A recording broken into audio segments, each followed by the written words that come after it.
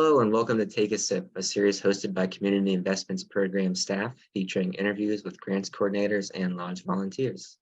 I'm Program Coordinator Sam Kayuha, and today I'm very happy to be joined by Ramona Mishaga, the grants coordinator for Houston, Texas, lodge number 151. Ramona, thank you for joining us today. Thank you, Sam. It's my honor and pleasure. The project we're going to be discussing today, it's a wonderful, timely beacon grant project that the Houston Lodge is doing. The Lodge is hosting a Valentine's Day dinner party with veterans from a few local facilities. Ramona, can you talk a little bit about these facilities and the veterans that reside there? Yes, Sam. The three main facilities that we invite our veterans from are the DeGeorge, the DeBakey, and the VA Hospital Center. These three facilities have areas set up that take care and provide not only medical attention, but living facilities for veterans that would be considered in need. They have little to no income. They have little to no family.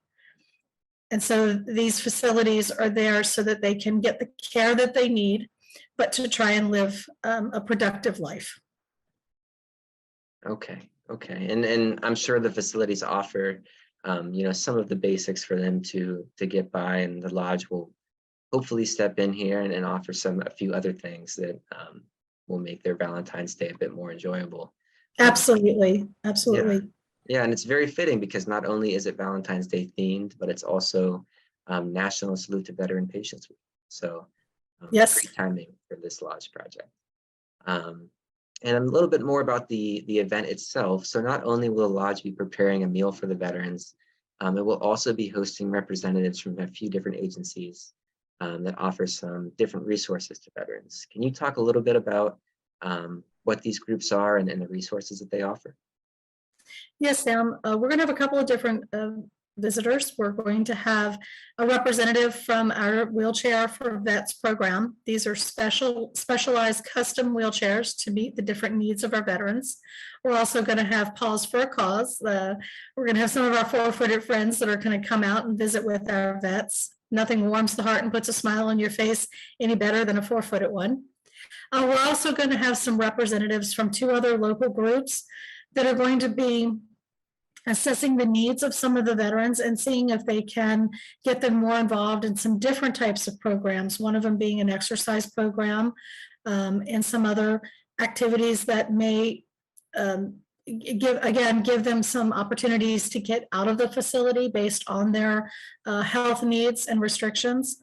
In addition to just making sure that all of their information is up to date. This is so important, especially in our Houston area, just making sure that all the information in the databases stay up to date so that they can be taken care of from the different facilities and for any of their needs that they have, both medically and to have good living.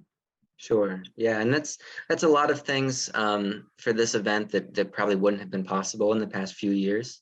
I know your lodge does a lot of work with veterans, specifically these kind of veteran patients, but it hasn't been able to hold in-person events since COVID began.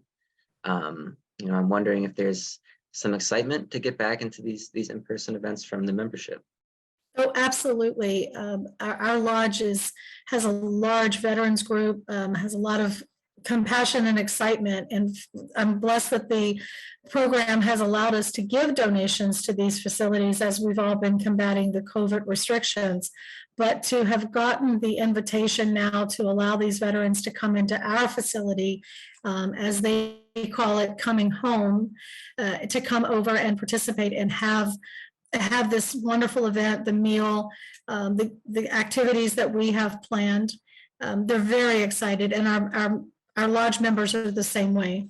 The excitement is there, the enthusiasm is there, the support is there. That's awesome. Something we always look for from a CIP staff perspective is the membership being involved. And a great project is one thing, but a great project that brings a lot of people together, it's even better, I think, on every level. Yes. I think we can all appreciate the good that's done with a full meal, which will be a part of this event. But can you talk a little bit about the other benefits that will be brought to the attendees? The benefits of of socializing, as well as the other kinds of materials that you'll be providing?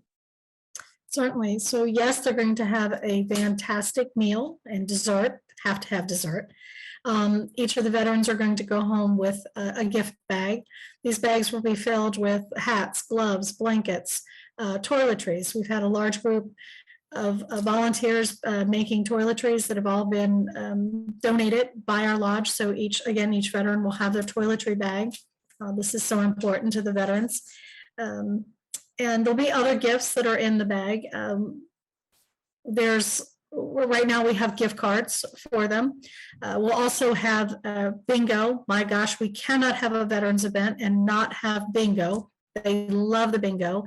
And they'll have prizes along the way. So everybody will go home with something.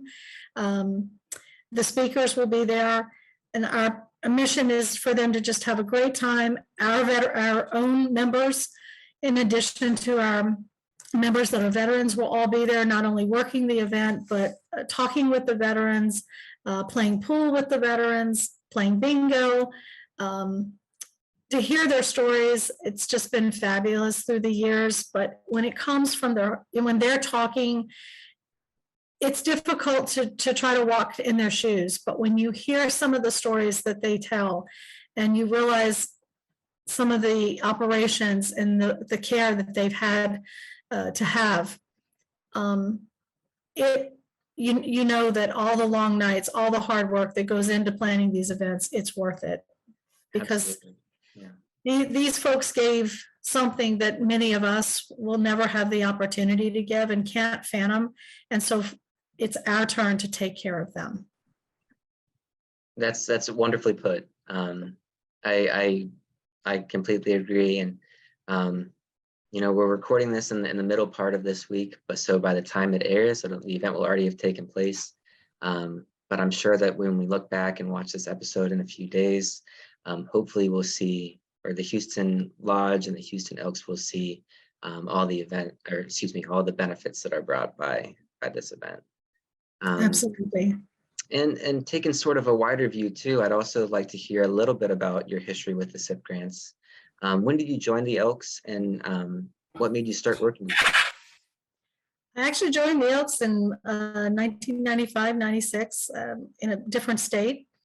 And my husband and I moved to Houston, Texas. And when I walked into Houston 151 and they needed some help on a couple of different things, I was happy to help. And my very first grant was 2007, 2008. It was a promise grant, and it was for a Best Buddies dance.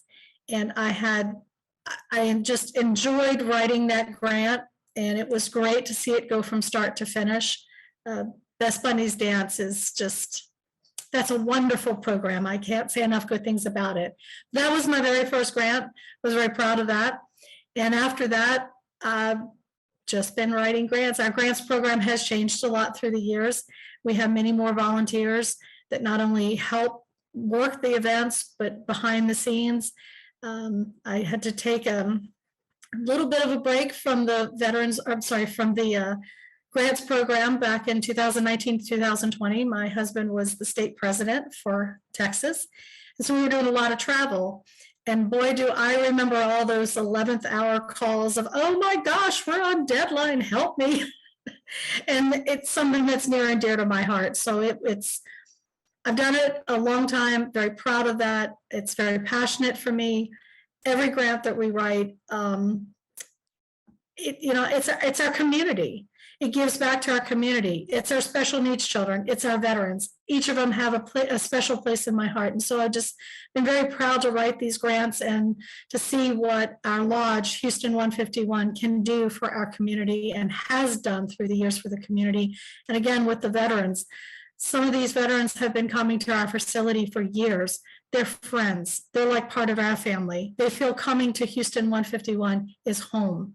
And that's the excitement that I had a couple of phone calls today regarding our event that's coming up.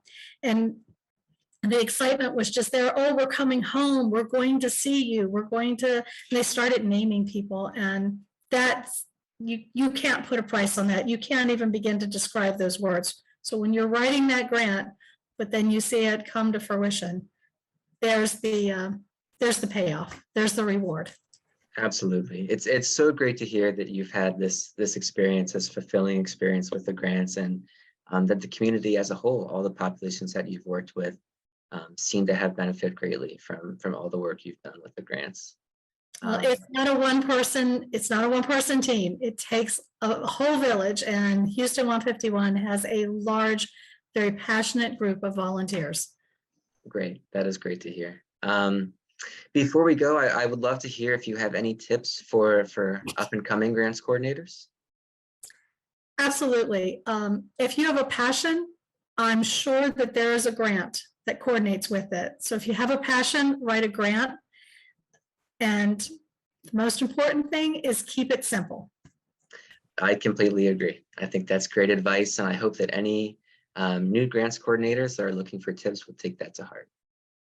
Well, that's our show for today. I want to thank you, Ramona, for joining us. If any of our viewers were inspired by the Houston Lodges project, I'd encourage you to consider putting together an event like it yourself. The grant year begins on April 1st, meaning that a new round of grant applications will be open in just under 2 months. And feel free to reach out to the CIP office with any questions in the meantime. We'll see you next time, and happy Valentine's Day. Thanks, Ramona. Thanks, Sam.